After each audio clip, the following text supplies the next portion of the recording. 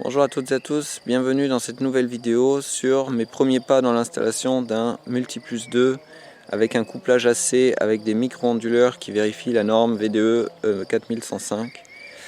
J'ai donc reçu ce Multiplus 2 dans un joli carton bleu. Il pèse quand même un joli poids parce qu'il a un transformateur, un gros transformateur, donc un peu moins de 20 kg.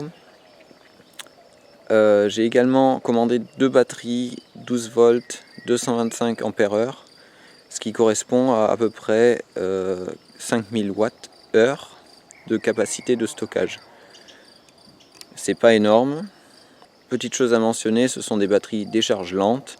Donc c'est soi-disant une technologie qui permet de faire 400 cycles à une profondeur de décharge de 80%. Donc avant de commencer, j'ai choisi de commencer avec des petites capacités de batterie. Donc ces 225 Ah, c'est pas suffisant pour être en autonomie, mais ça permet de tenir une nuit en déchargeant les batteries de moins de 50%. Et donc en été, ça va permettre de tenir tout le temps s'il y a du soleil, puisqu'on va pouvoir recharger la journée et décharger la nuit. En hiver, il va falloir trouver d'autres solutions si on veut être en autonomie. Réduire fortement la consommation, en tout cas électrique. Et on va commencer les premiers pas de l'installation.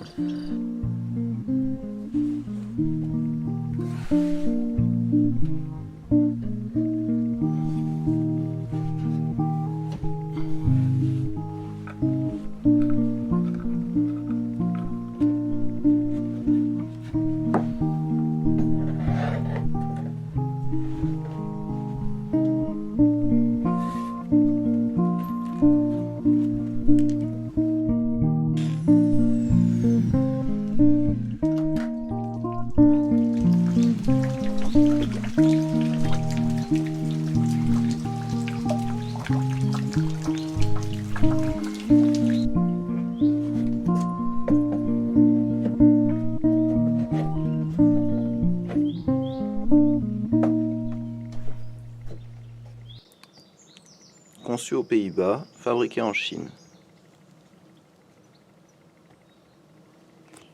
Donc j'ai connecté le Multiplus au réseau en parallèle de la maison, donc via ce câble ici. Donc ce câble il est à l'entrée du Multiplus. Donc c'est juste déjà pour le configurer, pour l'allumer, le configurer, pour pas qu'il surcharge mes batteries par exemple. Donc il n'y a aucune batterie pour l'instant qui est connectée dessus. Et puis il y a ce capteur de courant, cette pince ampère métrique que j'ai branché dessus, mais le câble est un peu trop court pour aller sur mon réseau, enfin ouais, sur la sortie de réseau. Donc je verrai ce que je ferai. Ok, donc là on va juste l'allumer. Donc il y a deux positions sur le bouton. Il y a une position, c'est juste pour charger les batteries, et il y a une position où il va charger et aussi faire fonctionner en tant qu'onduleur. Donc là déjà je vais le mettre sur la première position. Ok, donc là il affiche. Donc là il affiche batterie faible, donc ce qui est normal parce qu'il n'y a pas de batterie. Et donc je l'ai déjà fait. Hein. Ouais. Donc là il fait des trucs bizarres et là il se met à charger. Donc maintenant pour la configuration, on va lui brancher un câble, c'est un câble tout normal Ethernet. Voilà, donc c'est du Ethernet, hein, vous voyez. Je pense que c'est du Ethernet, vous vérifierez vous-même. Et il faut cette fameuse interface MK3 USB. Je vous montre. C'est un boîtier comme ça. Voilà. Je sais pas si... Et il y a du USB d'un côté, et ici il y a le câble Ethernet qui vient se brancher. Donc on va brancher tout ça. Donc je branche ça là-dedans. Je fais passer le fil ici. Je branche le USB dans mon ordi. Ok, donc là il est branché. Alors j'utilise le logiciel VE-config. Donc il y a Victron Connect, il y a VE Bus Système Configurateur. Il y en a plein d'autres. Enfin, voilà. D'après ce que j'ai compris, c'est VE-config qui fonctionne. Là, il dit qu'il faut être un professionnel. Ensuite, il dit qu'il faut sélectionner un port de communication. Et donc là normalement on peut choisir Autodetect. Et il m'affiche aussi le port COM6 qui est celui sur lequel j'ai branché tout ce truc. Donc on peut faire Autodetect. Ah, sauf que l'appareil n'est pas allumé, donc je vais l'allumer. Voilà, ça ira mieux. Voilà, et donc là il me dit qu'il a bien trouvé l'appareil. La première fois que j'ai fait ça, il a fallu que je fasse une mise à jour de ce boîtier là. Voilà.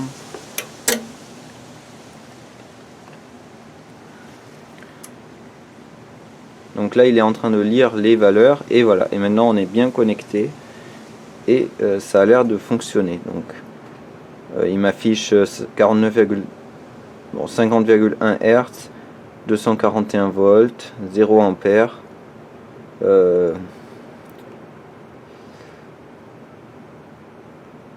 Donc ça c'est sur la sortie, après il y a l'entrée. Donc là sur l'entrée il me dit qu'il consomme 0,3 ampères. Et sur la sortie de batterie il me dit qu'il a 28,9 volts. Donc maintenant le but que j'ai c'est d'aller voir dans Grid.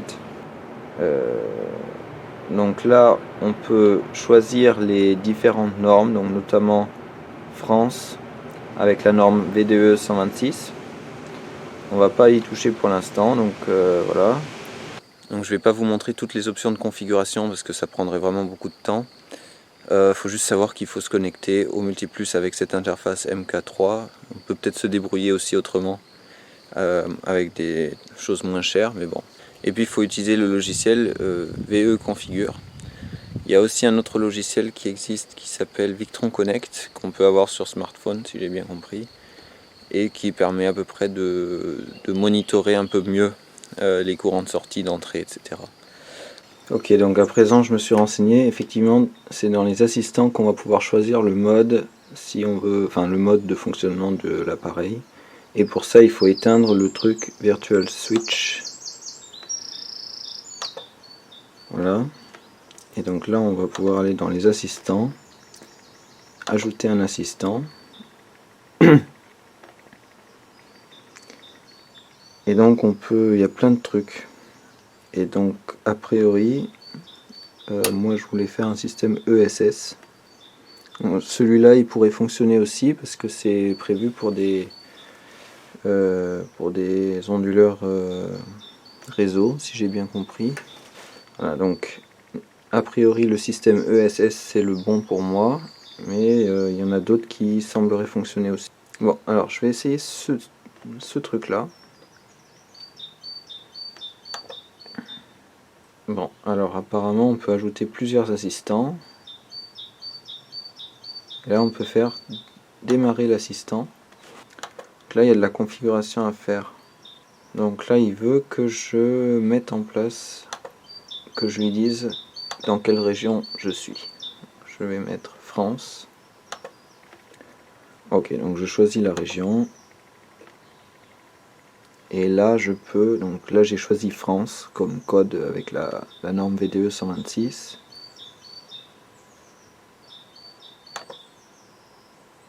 Ok, donc là on a la surfréquence, sous-fréquence qui est autorisée.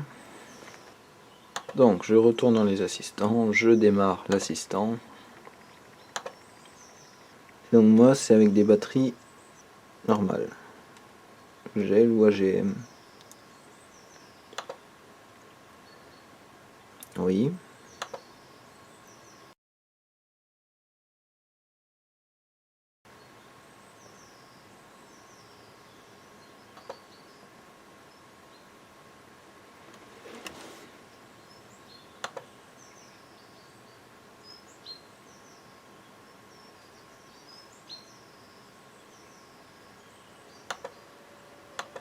Donc là je lui ai dit qu'il y a des onduleurs réseau connectés sur la sortie du Multiplus. Alors pour l'instant c'est pas encore le cas, mais je lui dis quand même. Les fréquences. Donc dans mon cas j'ai des micro-onduleurs avec la norme VDE 4105. Donc la plage de réduction elle est de 50,2 Hz à 51,5 Hz. et les micro-onduleurs se découplent à 51,5 Hz. Voilà. Ah, ça lui plaît pas qu'il y ait deux fréquences égales. Donc je vais mettre 51 là. Et je vais mettre 49 là. Allez. Donc la puissance de mon installation. Donc les panneaux solaires, c'est simple, c'est 900 watts, crête. Et les onduleurs, c'est 840 watts.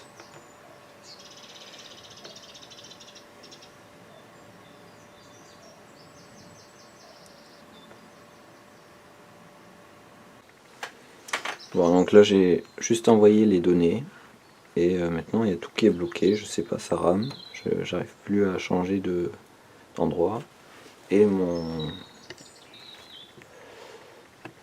multiplus est sur rouge, donc juste batterie faible quoi, ce qui est compréhensible vu que j'ai changé les paramètres et que là il est en mode ESS. Ah, bon là il a fait quelque chose, ok. Par contre au niveau de l'ordi ça rame toujours. Ah, ok, donc maintenant il me demande si je veux envoyer l'assistant, donc le système ESS, au multiplus. Donc là je lui dis oui. Et donc là il fait beaucoup de trucs bizarres. Donc là ça fait ça, il y a plein de lumières qui s'allument. Ok. Pendant qu'il est en train d'envoyer les données de l'assistant. Donc là il est en train d'envoyer les données de l'assistant. Ok. Donc là il me dit a été envoyé. Ok. Alors, la fréquence de sortie, fréquence d'entrée. Alors là, il y a une barre ici qui se remplit que j'avais pas vu avant, qui indique combien de secondes restent avant qu'il se mette en route, si j'ai bien compris. Vous voyez, ça se remplit, 40 secondes qui restent. Ok, donc là il reste à peu près 10 secondes.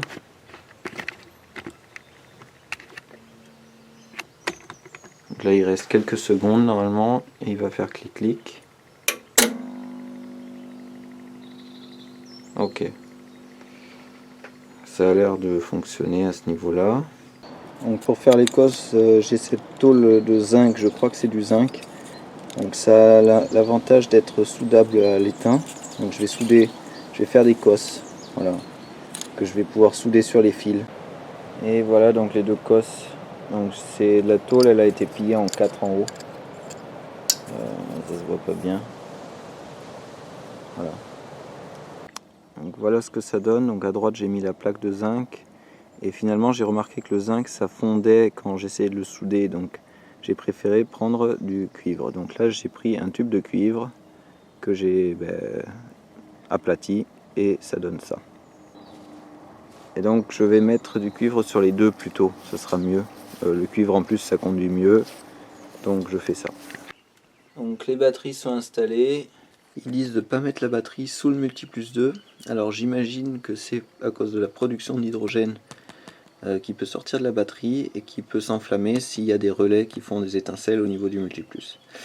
Alors moi je les ai quand même mises dessous, c'est dans un couloir assez aéré et j'ai pas la place de les mettre à côté pour l'instant. Et j'ai une sortie de fil ici qui va à ma maison. J'ai relié l'ordinateur dessus, donc je vais allumer le courant de mon alimentation.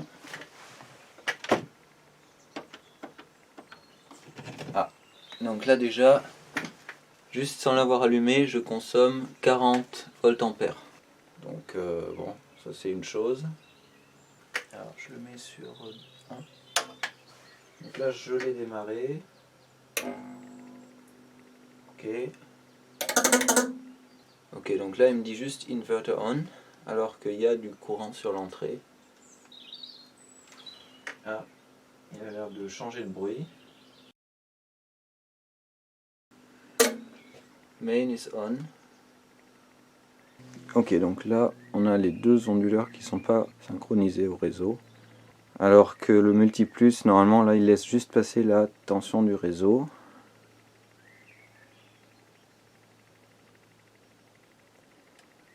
Ah voilà, bon bah ils se sont synchronisés, impeccable. Donc ce que je vais faire, je vais laisser la caméra ici et puis je vais aller éteindre le réseau. Et donc voir si le multiplus 2 arrive à continuer à faire fonctionner les deux micro-onduleurs lors de la coupure réseau.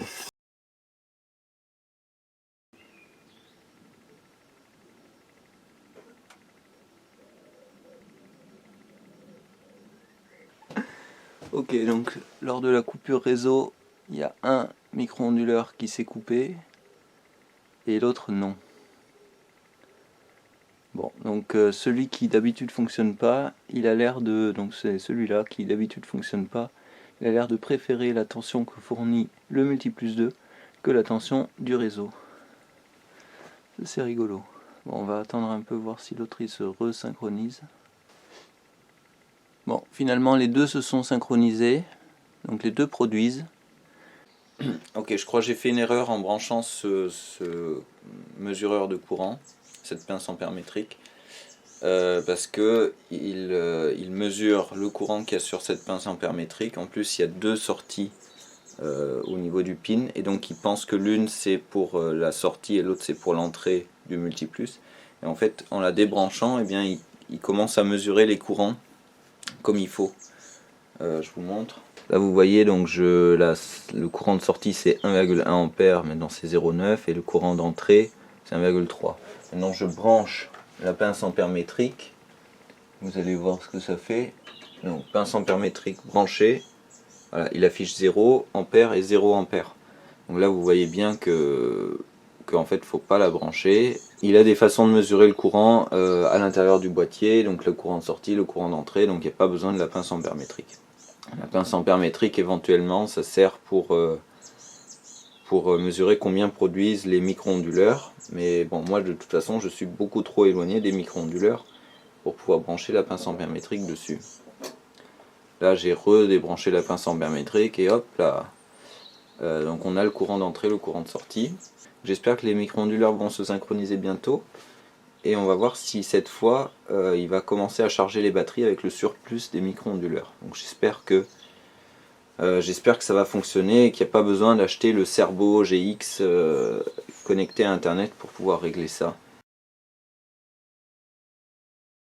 Là les deux micro-onduleurs sont connectés et ils chargent toujours pas la batterie, ce con. Alors ça m'énerve. Vous voyez là, moins 0,7 ampères. J'injecte ça au réseau. Il affiche qu'il n'y a rien qui rentre. Putain, mais je veux utiliser ça pour charger les batteries. Ok, donc là ça commence à devenir intéressant. On a beaucoup de production solaire, le réseau est coupé et il charge les batteries.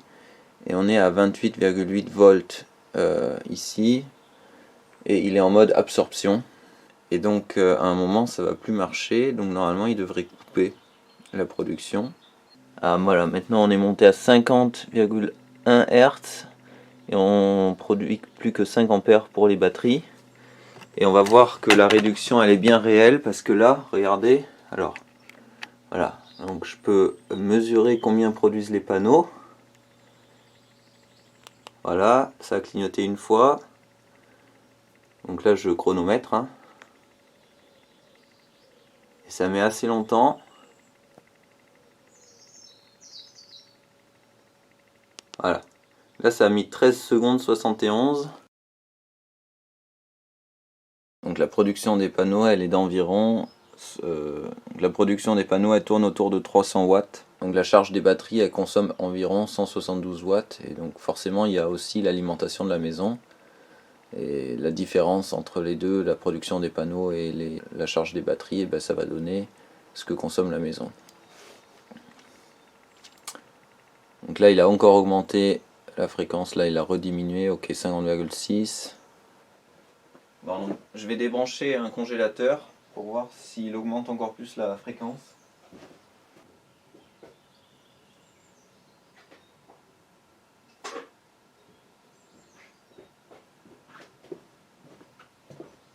Ok, donc là il continue de charger, on dirait.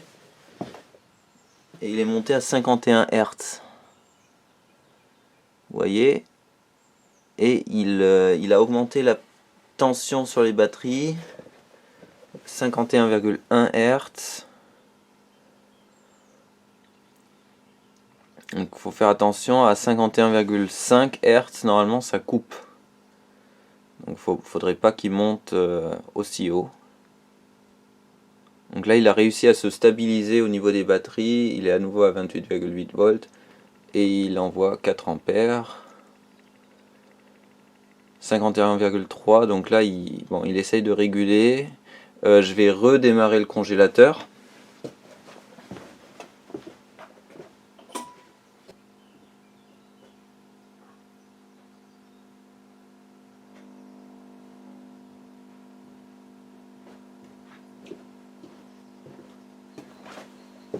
Donc là je viens de redémarrer le congélateur, donc ça n'a pas stoppé la production des micro-onduleurs, ce qui est déjà bien. Parfois il se désynchronise quand il y a des variations comme ça. Et il recommence à charger un peu la batterie avec 1 ampère là. Ok. Il y a juste un petit problème avec ce système off-grid, c'est que les micro-onduleurs que j'ai diminuent leur production au maximum que de 48%. Et donc forcément il y a un problème qui apparaît quand les batteries sont chargées à fond et qu'il y a trop de soleil, que les micro-onduleurs produisent trop. Forcément mon appareil, le Multiplus 2, va devoir éteindre les micro-onduleurs en augmentant la fréquence de façon à ce qu'ils se déconnectent. Et donc on ne tire plus profit des panneaux solaires et on est obligé de fonctionner sur batterie uniquement à ce moment-là. Donc ça décharge la batterie pendant 5 minutes, le temps que les micro-onduleurs se reconnectent, recommencent à charger un peu la batterie jusqu'à ce qu'elle soit à nouveau pleine, etc. On a une solution à ça, c'est d'allumer une charge au moment où les batteries sont pleines et qu'il y a beaucoup de production. Donc, dans mon cas, on a une marge de à peu près 400 watts parce que le micro-onduleur il peut réduire de moitié la production solaire. Donc c'est voilà, la moitié de la production totale que je peux avoir, donc c'est à peu près 400 watts dans mon cas. Et sinon, on peut plutôt opter pour des onduleurs Fronius qui par contre sont adaptés pour beaucoup plus de panneaux solaires. Et ceux-là, ils peuvent réduire complètement la production solaire jusqu'à 0%. Je vais essayer de vous montrer ça maintenant. Donc là, il y a pas mal de soleil. Les batteries sont presque pleines. Voilà, donc là, on commence à avoir les batteries relativement chargées. Donc on est à 7 ampères ici de courant de charge, 29 volts, et il devrait augmenter la fréquence.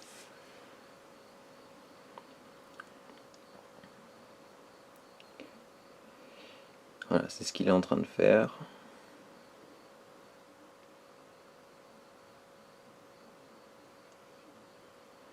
« 50,5 ». Voilà, le courant de charge diminue.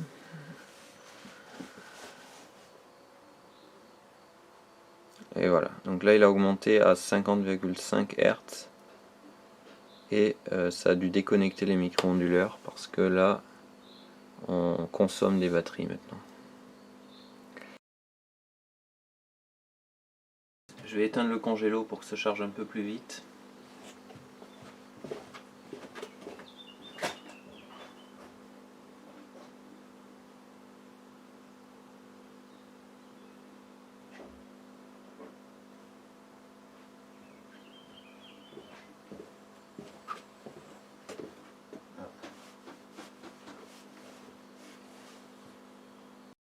Donc vous voyez qu'il y a pas mal de soleil aujourd'hui, donc c'est plutôt bien pour essayer le système.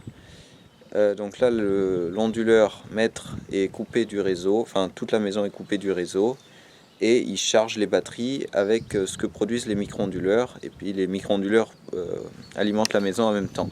Et puis on vient de voir là qu'il augmente la fréquence pour essayer de diminuer la production des micro-onduleurs.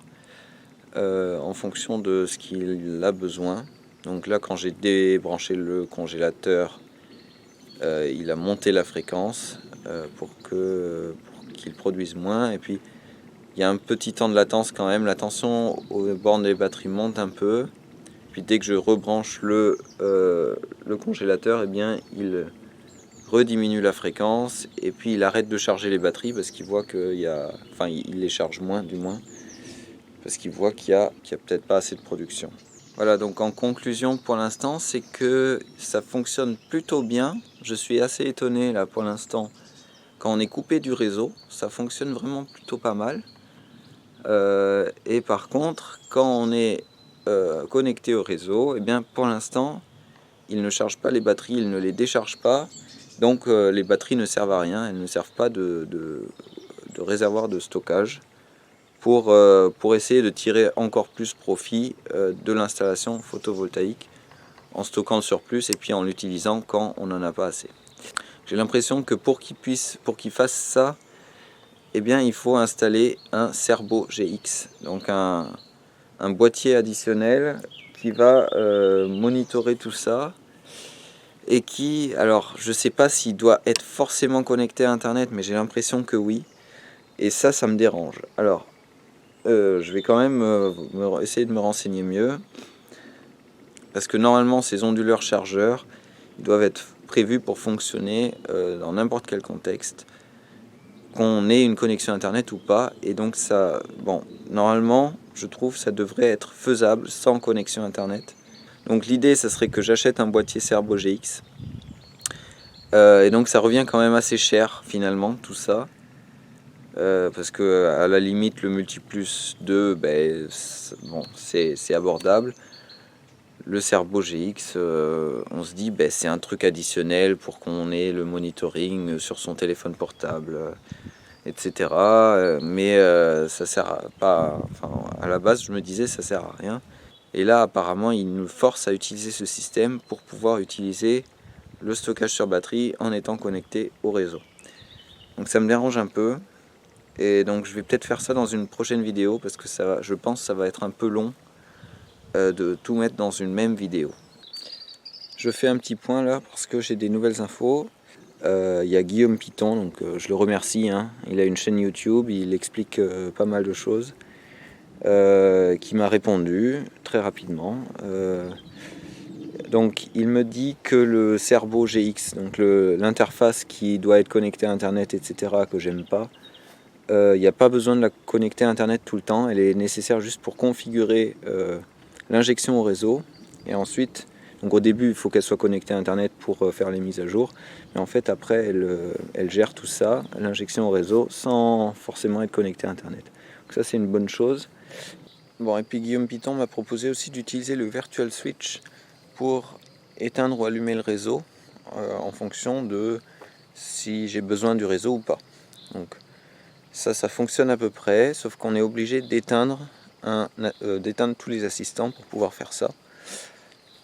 Et puis les options pour allumer et éteindre, elles sont pas terribles non plus, je trouve. Donc il y a plusieurs inconvénients à ça. Donc d'une part, il consomme 40 watts du réseau quand il se déconnecte du réseau avec le relais. Je ne sais pas si c'est pour faire fonctionner le relais ou autre chose, je ne sais pas. En tout cas, il consomme 40 watts en permanence, ce qui est quand même un peu dérangeant. Alors que si on interrompt le réseau manuellement avec un autre interrupteur qui est en amont, ben, ça ne consomme rien du tout du réseau. Un autre inconvénient, c'est que pour la charge des batteries, il n'utilise pas d'algorithme de charge correct, c'est-à-dire que là, il va envoyer toute la production des panneaux solaires dans les batteries. On peut lui rajouter des petites conditions, genre il augmente la fréquence à partir d'un certain niveau de charge des batteries pour déconnecter les micro-onduleurs, mais ça reste un seul palier en fait, et c'est pas progressif. Donc c'est pas quelque chose à utiliser à mon avis. En théorie, ça me dérange pas trop que en étant connecté au réseau, il ne fasse rien, il n'utilise pas les batteries, il ne les charge plus, pas non plus.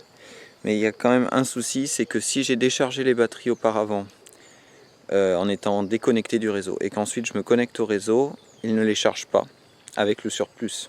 Parce que à ce moment-là, si les batteries sont vides, qu'on est reconnecté au réseau, on voudrait quand même charger les batteries avec le surplus pour qu'elles soient bien pleines pour la prochaine panne de courant avant de réinjecter.